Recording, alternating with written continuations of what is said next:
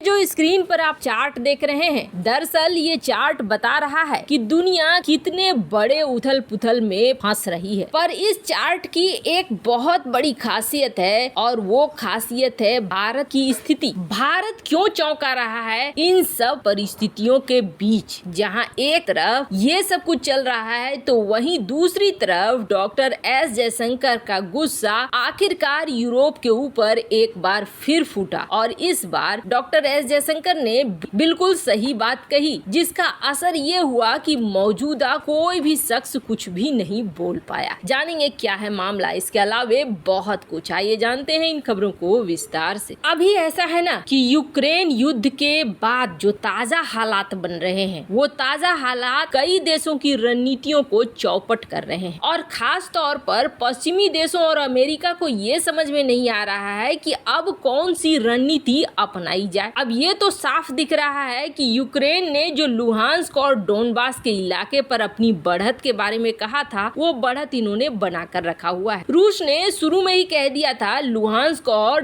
Donetsk ये दोनों एक अलग देश के रूप में मान्यता दिया गया है रूस की तरफ से, और यहाँ पर यूक्रेन का कुछ भी नहीं चलेगा। हालांकि रूसी सेना पहले बढ़ी यूक्रेन के अलग अलग इलाकों में, लेकिन वापस से जब रूसी सेना इस इलाके में आई तो इस इलाके से गई नहीं, यानी अभी तक ये इलाका रूस के कब्जे में है और आगे बढ़त बना ही रहा है। पर अचानक से जो बाइडेन को क्या समझ में आया और अमेरिका ने ये घोषणा कर दी कि हम यूक्रेन को $80 बिलियन के सैनिक साजो सामान देंगे। जैसे ही अमेरिका ने ये घोषणा की, वैसे ही पुतिन की तरफ से ये रिप्लाई आया कि एक भी ऐसी मिसाइल दी जो हमारी सीमा को पार कर सकती है तो फिर इसे माना जाएगा कि आपने लाल लाइन को क्रॉस कर दिया है और उसके बाद फिर आप हमारे जवाब का इंतजार करना। अब जैसे ही पुतिन की तरफ से ये बात आई, वैसे ही अमेरिका ने तुरंत अपनी बात को बदला और कहा कि नहीं, हम ऐसी कोई मिसाइल नहीं दे रहे हैं जो कि रूस की सीमा तक पहुंचे। मतलब साफ है, अमेरिका कंफ्यूज हो गया। अब अमेरिका कंफ्यूज क्यों हो रहा है? दरअसल समस्या अब इतनी बढ़ रही है कि ये समस्या बढ़ते बढ़ते सब तक पहुंच गई है। ईंधन, तेल और गैस ये एक ऐसी चीज है जिसकी वजह से पूरी दुनिया की महंगाई बढ़ रही है। यातायात बढ़ा, यानी यातायात के वजह से जो माल ढुलाई हो रही है वो भी बढ़ा। उर्वरकों की कमी हो रही है, खेती उस हिसाब से नहीं होगी। उर्वरकों की कमी की वजह से गेहूं और मक्के की खेती में मुश्किल आ रही है। और दूसरी बड़ी बात ये है कि गेहूं का सप्लाई भी नहीं हो रहा है, न यूक्रेन से हो रहा है न रूस से हो रहा है। अफरा तफरी मची हुई है और इस अफरा तफरी के बीच आप देखेंगे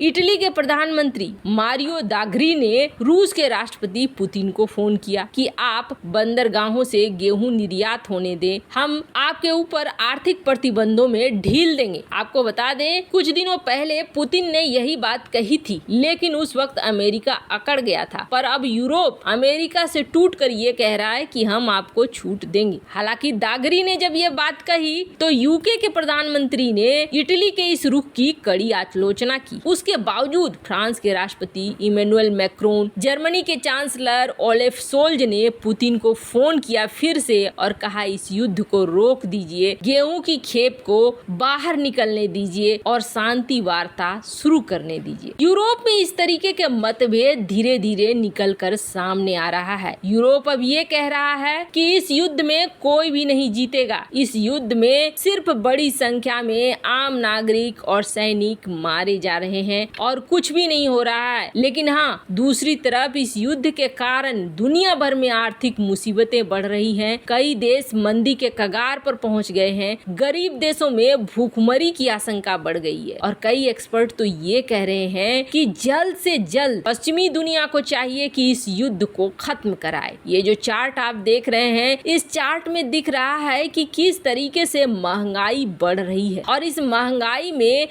सबसे टॉप पर भले इस वक्त रूस है, लेकिन इसका असर अमेरिका तक में भी देखने को मिल रहा है, जहां पोलैंड 12.4% और यूके 9.0%, स्पेन, अमेरिका 8.3% महंगाई दर को झेल रहे हैं, जो अमेरिकी इतिहास में 40 साल बाद हुआ है। वहीं भारत में भी महंगाई दर बढ़ी है, लेकिन कहा यह जा रहा है कि भारत का जो रेट है वो फिर भी दुनिया में जिस तरीके से इन देशों के बढ़ रहे हैं, किसी के 40 साल, किसी के 15 साल, किसी के 20 साल, वैसे हालात भारत के नहीं हैं। भारत काफी हद तक चीजों को संभालने में सक्षम है। यहाँ तक कि मई महीने में भारत का एक्सपोर्ट 15% बढ़ा ही है, घटा नहीं है। इसके अलावे भारत में खेती भी सामान्य तरीके से हो रही है। कुछ जगहों पर कुछ समस्याएं हैं, लेकिन उन सारी समस्याओं को भारत सरकार दूर कर रही है। अब इन सब में भी ये जो यूरोप और पश्चिमी देश है ना, ये बिल्कुल कंफ्यूज हो गए हैं। इनको समझ में नहीं आ रहा है कि किससे क्या बात करनी है, और अपने ऊपर दोष का ठीकरा लेने के बजाय ये किसी न किसी को पकड़कर उसके ऊपर दोष का ठीकरा फोड़ना चाह रहे थे। अब यहीं पर शुरू हो गया जब एक कार्यक्रम के दौरान उनसे ये सवाल पूछा जाने लगा डॉक्टर एस जयशंकर से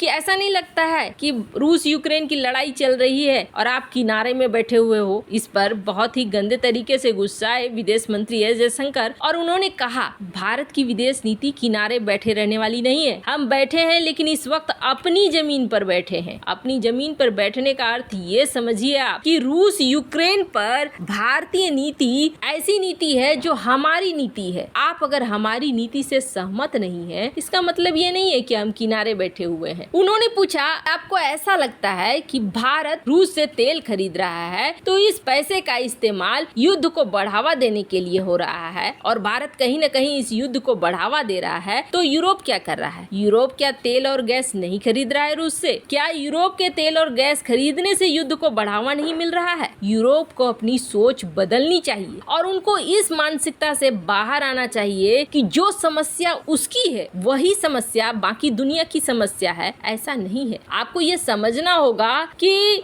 आप अपनी समस्या को दुनिया की समस्या नहीं बना सकते हैं। उन्होंने आगे कहा, आखिर भारत से ही प्रश्न क्यों पूछे जा रहे हैं? आप यूरोप से भी प्रश्न पूछिए, यूरोप क्यों खरीद रहा है तेल और गैस? रूस से तेल और गैस खरीदने के मुद्दे में लगातार पश्चिमी देश भारत के खिलाफ दुष्प्रचार कर रहे हैं। ऐसे में डॉक्टर एस जयशंकर ने कहा कि यदि यूरोप कहता है कि वो इस तरह से प्रतिबंध लगाएगा कि अर्थव्यवस्था में संकट नहीं आएगा, तो ऐसी ही आजादी दूसरे देश को भी होनी चाहिए। आप प्रतिबंध अपने हिसाब से लगा रहे हैं। अगर इतना ही फिक्र है तो आप क्यों नहीं ऐसा करते हैं कि ईरान वेनेजुएला के तेल को बाजार में आने दे? आप उनके तेल को क्यों नहीं आने देते हैं? यूरोप दुनिया की समस्या जब आती है तो चुप्पी साध लेता है, लेकिन अपनी समस्या को पूरी दुनिया की समस्या समझता है। यूरोप को इस मानसिकता से बाहर आना चाहिए। यूरोप के बाहर भी बहुत सी चीजें हो रही हैं और दुनिया बदल रही है, नए खिलाड़ी आ रहे हैं। दुनिया यूरोप पर केंद्रित नहीं रह सकती है।